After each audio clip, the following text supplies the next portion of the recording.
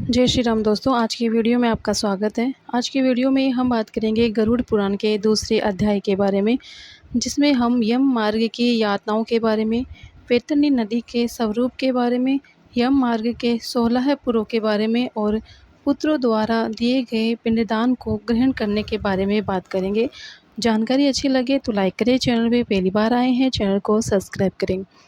गरुड़ जी ने पूछा कि हे केशव, यमलोक का मार्ग किस तरह दुखदायी होता है? पापी लोग वहाँ किस प्रकार पहुँचते हैं, वह मुझे बताएं। केशव कहते हैं कि हे गरुड़, प्राणी के लिए यमलोक का मार्ग बड़ा दुख देने वाला है। मैं तुम्हें इसके विषय में बताता हूँ। तुम मेरे भक्त हो, फिर भी इसका वर्णन सुनकर तुम्हारे हृदय में कंपायमान हो जाएगा। रास्ते में विश्राम करने के लिए वहाँ वृक्ष की छाया तक नहीं है तथा प्राणों की रक्षा के लिए अन्न आदि प्राप्त नहीं होता। अत्यंत प्यास लगने पर प्राणी को जलपान भी मार्ग में प्राप्त नहीं होता और प्रलय काल की भांति 12 सूर्य तपते रहते हैं। उस मार्ग से शीतल हवा से पीड़ित होते हुए पापी मनुष्य को जाना पड़ता है। कांटे तथा विषधर सर्पों से वह मार्ग आवेष्टित रहता है। कहीं कहीं पापी मनुष्य को बड़े भयानक व्याघ्र, शेर तथा कुत्ते भक्षण करते हैं। कहीं पर बिच्छू काटते हैं तो कहीं अग्नि जलाती है। कहीं पर भयानक 80 पत्र का वन है। वह सहस्त्र योजन लंबा चौड़ा है। वह वन कुओं, कौवों, वटों, उल्लुओं, गिद्धों, सरधों तथा मच्छरों से भरा हुआ है। उसमें चारों ओर दावा अग्नि व्याप्त है। 80 पत्र के पत्तों से वह जीव उस वन में छिन्न भिन्न हो जाता है। कहीं पर वह अंधे कुएं में गिर पड़ता है, कहीं विकट पर्वत से गिरता है, कहीं तलवार की धार पर चलता है तो कहीं कीलों के ऊपर चलता है, कहीं पर घने अंधकार में गिर पड़ता है, कहीं भय उत्पन्न करने वाले पानी में गिरता है, कहीं झोंकों से भरी हुई कीचड़ में गिरता है तो कहीं संतृप्त कदर्प नामक नर्क में गिर पड़ता है, कहीं बालू से भरे हुए नर्क में गिर पड़ता है तो कहीं अग्नि में तप्त ताम्र में नर्क में गिर पड़ता है, कहीं अग्नि के अंगार समूह में गिर पड़ता है तो कहीं महान धूम से व्याप्त नर्क में गिर पड़ता है। फिर यम मार्ग में जाते हुए अंगारों की वृष्टि होने लगती है। कहीं लोहे युक्त वज्र सहित स्थूल पत्थर की वर्षा होती है तो कहीं रुधिर की वृष्टि, कहीं गर्मजल की वर्षा और कहीं शस्त्रों की वृष्टि होती है। कभी भस्म सहित कदर्म की वर्षा होती है तो कहीं गर्ताखंडों में प्रवेश करता है, कभी कभी ऊंचे स्थान पर चढ़ता है तो कभी पर्वतों की कंदराओं में प्रवेश करता है।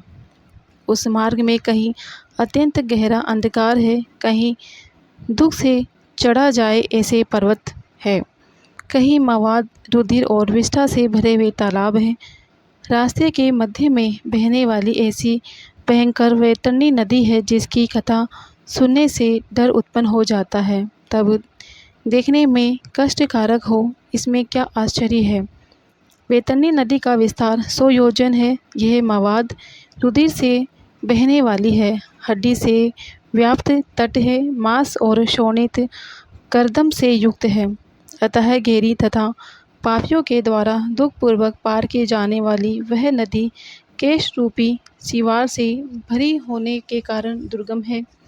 वह नदी विशालकाय घड़ियालों से भरी हुई है और सैकड़ों प्रकार के घोर पक्षियों से आवृत है। हे गरुड़, पापियों को आया देकर वह नदी ज्वाला और धूम से भरकर कढ़ाई में रखे घृत की भांति खोलने लगती है। वह नदी सुई के समान मुख वाले भयानक कीड़ों से चारों ओर से व्याप्त है।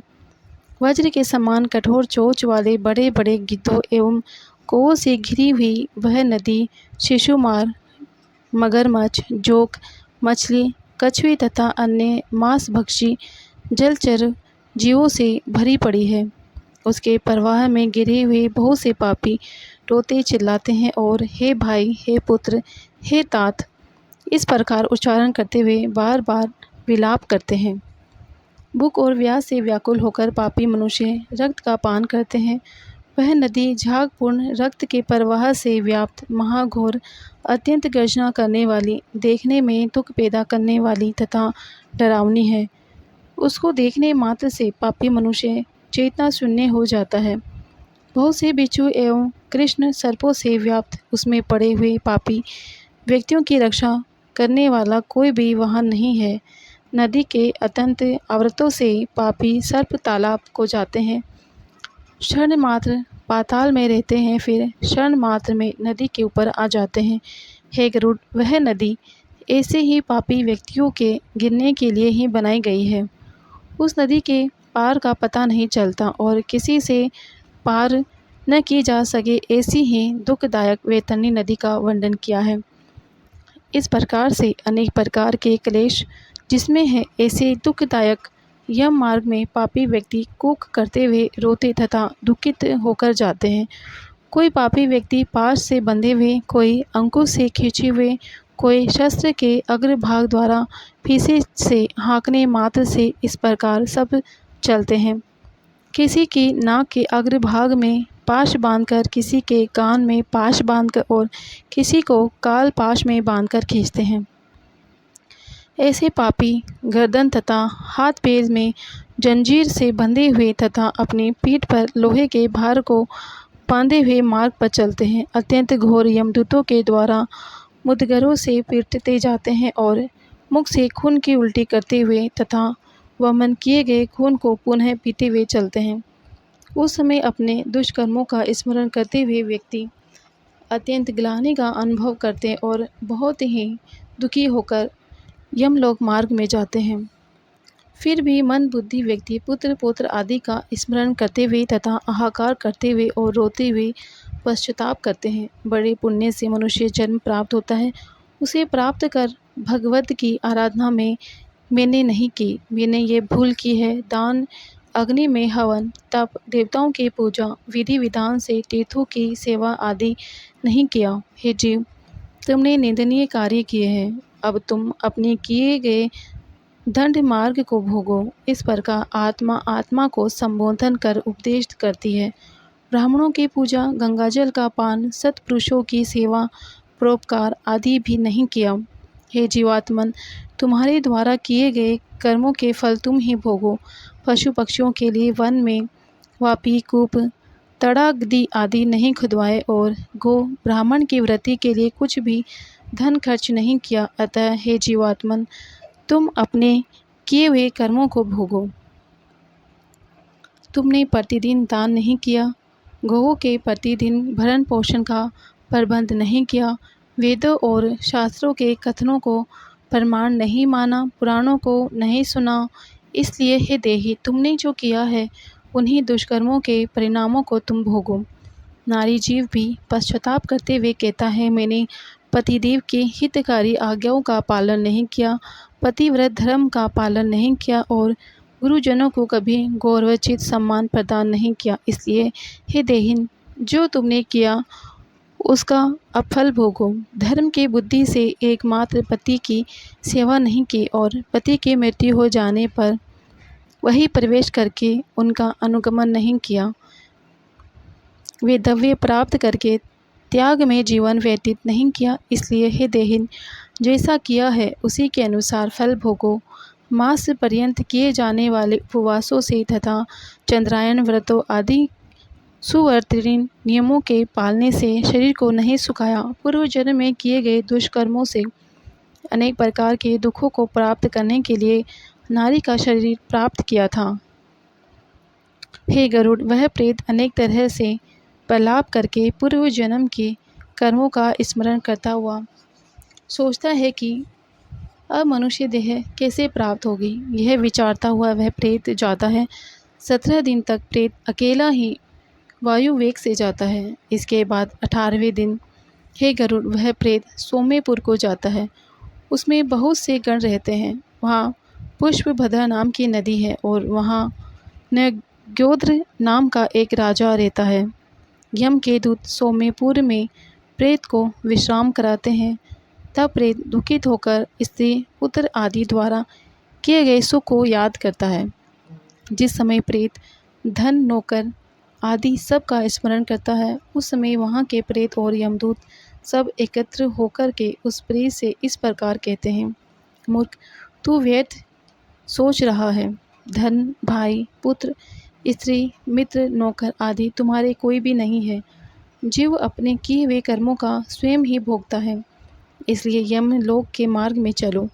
हे परलोक के राही, तू यह जानता है कि यात्रियों की शक्ति और संबल पाते ही होता है, जिसके लिए तुमने प्रयास तो किया ही नहीं। तू यह भी जानता था कि तुम्हें निश्चित रूप से उस मार्ग पर चलना है और उस रास्ते पर कोई भी लेन देन नहीं हो सकता। यह रास्ता तो बालकों को भी स्मरण रहता है। ये मनुष्य, क्या तूने इसे नहीं सुना था? क्या तूने ब्राह्मणों के मुख से पुराणों के वचन नहीं सुने थे? इस प्रकार कहकर मुदगरों से पीटा जाता है। वह जीव गिरते पड़ते दौड़ते हुए बलपूर्वक पाशों से खींचा जाता है। इस पूर्व में बैठा हुआ प्रेत मरने के बाद पुत्र आदि को ने जो स्नेहवश अथवा कृपा कर मासिक पिंडदान किया, उस पिंड को भोगता है। तदंतर सौरीपुर को जाता है, जिस पुर में काल के रूप को धारण करने वाला जंगम नाम का राजा है, जिससे प्रेत भयभीत होकर विश्राम चाहता है। उस पुर में प्रेत के पुत्र आदिकों ने जो त्रिपक्षिक पिंडदान किया, उस अन्न युक्त उदक को भक्षण करता हुआ आगे जाता है। प्रेत जल्दी से नगेंद्र भवन जाता है। वह भयानक वन है। उन्हें देखकर वह दुख से रोता है। निर्दयी यमदूत के पास से खींचा हुआ प्रेत 2 मास में रोता हुआ जाता है। वहाँ बांधवों के दिए हुए 2 मासिक पिंड और जल को भोगकर यमदूतों के पास द्वारा आगे बढ़ता है। तीसरे महीने में वह गंधर्व नगर को जाता है और वहाँ तीसरे महीने का पिंड खाकर आगे बढ़ता है। चौथे महीने में वह शैलागम नगर में पहुँचता है और वहाँ उसके ऊपर पत्थरों की वर्षा अधिक मात्रा में होती है। वहाँ पर चौथे महीने के पिंड को खाकर वह कुछ सुख अनुभव करता है। उसके बाद 5वें महीने में वह क्रोच नगर में जाता है। वहाँ हाथ में दिए हुए 5वें महीने के पिंड को खाकर आगे क्रूरपुर को जाता है।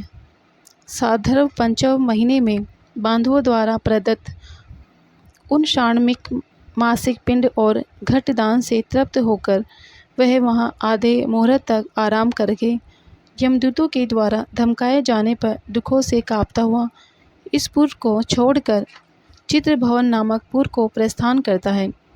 वहाँ पर यम का छोटा भाई विचित्र नाम का राजा शासन करता है। इस पुर में स्थूल शरीर को धारण करने वाले यम के भाई को देखकर प्रेत डर से दौड़ता है। तब नाव चलाने वाले उस प्रेत के सामने आकर कहते हैं, महावैतरणी नदी के चलाने के लिए हम नाव लेकर तुम्हारे पास आए हैं। तुम्हारे पास कोई पुण्य हो तो बताओ। हे प्रेतात्मा, तत्व की वेता मुनियों ने दान को देना है, जिससे वह वैतरणी नदी पार जा सकती है, इसलिए इसका नाम वैतरणी नदी पड़ा है। यदि तुमने वैतरणी गाय का दान किया हो तो नौका तुम्हारे पास आएगी, अन्यथा नहीं। उनके ऐसे वचन सुनकर प्रेत आत्मा कहती है, हे देव। उस प्रेत आत्मा को देखकर वह नदी खोलने लगती है। नदी को खोलते देखकर वह प्रेत आत्मा अत्यंत विलाप करने लगती है। जिसने जीवन भर कभी दान किया ही नहीं, ऐसा पापात्मा उसी वैतरणी नदी में डूबने लगता है। तब आकाश मार्ग से चलने वाले दूत उसके मुंह में कांटा डालकर मछली की तरह उसे खींचते हुए नदी के पार ले जाते हैं। तदंतर 6ठे माह के पिंड को भोगकर वह आगे बढ़ता हुआ फिर भी रास्ते में बहुत अधिक क्षुधा में होकर विलाप करता हुआ आगे बढ़ता है। 7वें महीने में वह ब्रह्मपदपुर को जाता है। वहाँ पर वह पुत्र आदि द्वारा दिए हुए पिंडदान को भोगता है। इसके बाद वह दुखद नामपुर को जाता है। उस रास्ते में अविलंब रहित पक्षी की भांति चलता हुआ वह प्रेत आत्मा महान कष्ट को भोगता है। वहाँ 8वें महीने के पिंड को खाता है और आगे बढ़ता है। 9वें महीने में नाना कुंद नामपुर को जाता है। इस पुर में तरह तरह के जीव बहुत ही दारुण भयानक शब्द उत्पन्न करते रहते हैं, जिनको देखकर वह शून्य हृदय से स्वयं ही दुखी होकर रोता रहता है। यमदूतों की गर्जना से वहाँ भी प्रेत आत्मा उस पुर को छोड़कर दुख से 10वें महीने में सुतृप्त भवन को जाती है। वह वहाँ पर पुत्र आदि से पिंडदान और जलांजलि प्राप्त करके भी सुखी नहीं होता। 11वां महीना पूरा होने पर वह रौद्रपुर को जाता है। पुत्र आदि के द्वारा दिए गए मासे पिंड को खाकर वह जाता है। 11.5 महीने व्यतीत होने पर वह जीवात्मा पयोवृक्षण नामक नगर में जाता है। वहाँ पर जीवात्माओं को दुख देने वाले मेघ घनघोर वर्षा करते हैं। वहाँ पर दुखी वह जीव श्राद्ध में दिए गए पिंड को खाता है। इसके बाद वर्ष पूर्ण होने पर वह जीव शीताढ्या नामक नगर को जाता है। वहाँ पर बर्फ से भी 100 गुनी अधिक ठंड पड़ती है। वहाँ पर जीव शीत से दुखी होकर और भूख से व्याकुल होकर चारों दिशाओं की तरफ देखता और सोचता है कि मेरे बंधु बांधव दुख की निवृत्ति करें। यह यमदूत कहते हैं कि तुम्हारे ऐसे पुण्य कहा जो तुम्हारे दुखों को मिटाए। उस पूर्व में द्वादश मास के पिंड को खाकर वह जीव कुछ धैर्य प्राप्त करता है। तदंतर 1 वर्ष बीत जाने पर यमलोक के पास बहुबीती नामक पुर में जाकर पिंड से उत्पन्न हुई हस्त प्रमाण देह का त्याग करता है। अंगुष्ठ मात्र वायु रूप जीवात्मा कर्मों को भोगने के लिए, हे गरुड़, यातना भोगने के लिए योग्य शरीर को धारण कर यमदूतों के साथ यमलोक को जाता है। हे गरुड़, परलोक के निमित्त जिसने दान नहीं किया वह कष्ट से तथा दृढ़ बंधन से बंधा हुआ यमलोक पहुँचता है। हे गरुड़, धर्मराजपुर में 4 द्वार है, जिसमें से दक्षिण द्वार के मार्ग का तुमसे वर्णन कर दिया है। इस महान भयंकर रास्ते में भूख, प्यास और श्रम से दुखी जीव जिस प्रकार जाते हैं वह मैंने तुम्हें बतला दिया है। इस प्रकार दूसरा अध्याय समाप्त होता है।